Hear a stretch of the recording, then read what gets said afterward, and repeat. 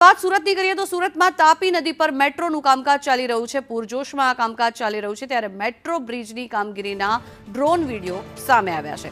અડાજણથી Athwa lines Chowpatty વચ્ચે metro bridge બનાવવામાં આવી રહ્યો છે। આ મેટ્રો બ્રિજ સામાન્ય બ્રિજ કરતાં 5 થી 7 મીટર ઊંચો છે। મેટ્રોમાં અન્ય સ્થળે 20 થી 25 મીટરના સ્પાનનો પણ ઉપયોગ કરવામાં આવ્યો છે ત્યારે તાપી નદી પર 50 મીટરની ઊંચાઈના 8 જેટલા સ્પાન બનાવવામાં આવશે।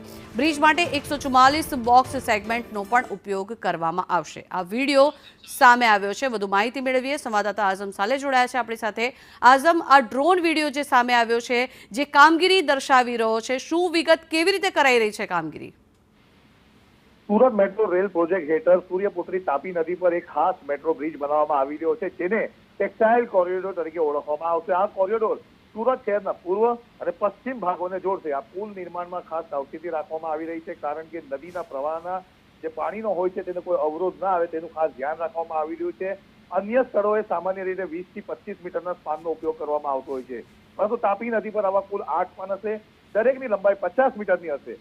સુરત મેટ્રોના બ્રિજ માટે કુલ 144 બોક્સ સેગમેન્ટ ઉપયોગ કરવામાં આવી રહ્યો છે। નદી કિનારેથી પુલના બાંધકામ માટે જરૂરી સામગ્રી અને સાધનોનું પ્રક્રિયા જેટી દ્વારા સુનિશ્ચિત પણ કરવામાં આવ્યું છે। જી જી, આભાર આઝમ સમગ્ર માહિતી।